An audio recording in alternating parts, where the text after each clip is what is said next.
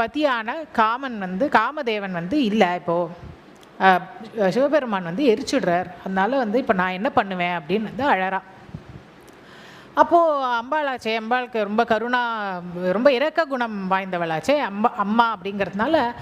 ஆனால் அம்பாளால் சிவபெருமான் கொடுத்த தண்டனையை ஓவர் ரைடும் பண்ண முடியாது. ஃபுல் அண்ட் ஃபுல் காமனை உயிர்ப்பிச்சு ஃபுல் அண்ட் ஃபுல் ஓவர் ரைடும் பண்ண முடியாது. அட் த சேம் டைம் ரதி தேவியோட கோரிக்கையும் ஏற்றுக்கணும். அப்போது என்ன பண்ணலாம் அப்படின்னா, அம்பாள் காமதேவனுக்கு உயிர் கொடுக்குறா. ஆனால் அதில் என்ன ஒரு இதுனா, மறுபடியும் ஆனால் அனங்கனாக இருப்பான்.